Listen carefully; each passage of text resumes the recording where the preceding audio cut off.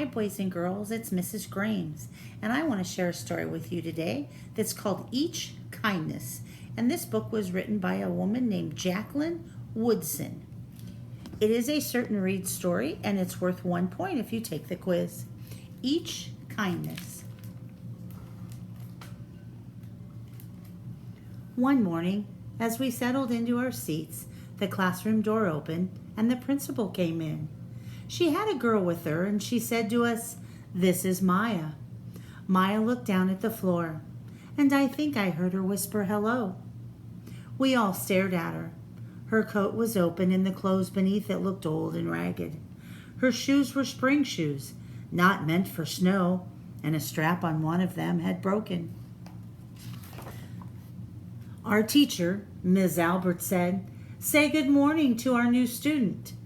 But most of us were silent. The only empty seat was next to me. That's where our teacher put Maya. And on that first day, Maya turned to me and smiled. But I didn't smile back. I moved my chair, myself, and my books a little farther away from her. When she looked at my way, I turned to the window and I stared out at the snow. And every day after that, when Maya came into the classroom, I looked away and I didn't smile. My best friends that year were Kendra and Sophie. At lunchtime, we walked around the schoolyard. Our fingers would be laced together, whispering secrets into each other's ears. One day, while we were near the slide, Maya came over to us. She held open her hand to show us the shiny jacks and a tiny red ball she'd gotten for her birthday. "It's a high bouncer," she said. But none of us wanted to play. So Maya played a game against herself. And that afternoon, when we got back into the classroom, Maya whispered to me, "I bet you can't guess who the new Jacks champion of the world is." And behind me, Andrew whispered, "Chloe's got a new friend. Chloe's got a new friend." "She's not my friend," I whispered back. The weeks passed, and every day we whispered about Maya, laughing at her clothes and her shoes, the strange food that she brought for lunch. Some days Maya held out her hand to show us what she'd brought to school: a deck of cards, pick-up sticks, a small tattered doll. And whenever she asked us to play, we said no. The days grew warmer and warmer. The pond thawed. Grass began growing where the snow had once been. One day, Maya came to school wearing a pretty dress and fancy shoes. But the shoes and the dress looked like they'd belonged to another girl before Maya.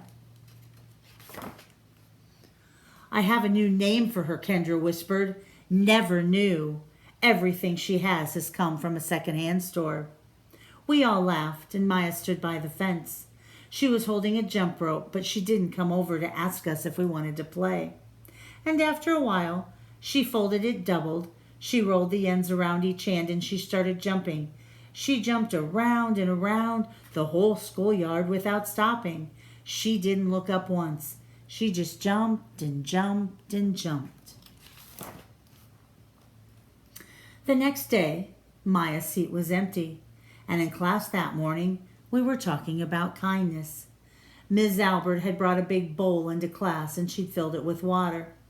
We all gathered around her desk, and we watched her drop a small stone into it. Tiny waves rippled out away from the stone. "This is what kindness does," Ms. Albert said. "Each little thing we do goes out like a ripple into the world." Then Ms. Albert let us each drop the stone in as we told her what kind things we had done. Joseph had held the door for his grandmother. Kendra helped change her baby brother's diaper. And even mean old Andrew had done something. "I carried teacher's books up the stairs," he said. And Ms. Albert had said it was true. I stood there, holding Ms. Albert's rock in my hand, silent.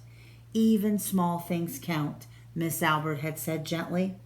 But I couldn't think of anything, and I passed the stone on. Maya didn't come to school the next day, or the day after that. And each morning I walked to school slowly, hoping that this would be the day that Maya returned and she'd look at me and smile. And I promised myself that this would be the day that I smiled back. Each kindness, Miss Albert had said, makes the world a whole lot better. But Maya's seat remained empty. And one day, Ms. Albert announced to the class that Maya wouldn't be coming back. Her family had to move away, Ms. Albert said.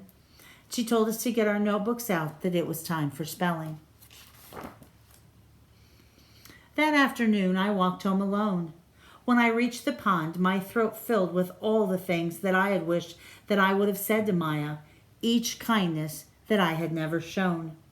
I threw small stones into it over and over, watching the way that the water rippled out and away, out and away. Like each kindness done and not done, like every girl somewhere holding a small gift out to someone, and that someone turning away from it. I watched the water ripple as the sun set through the maples, and the chance of a kindness with Maya became more and more forever gone. The end. Until the next time, have a great day.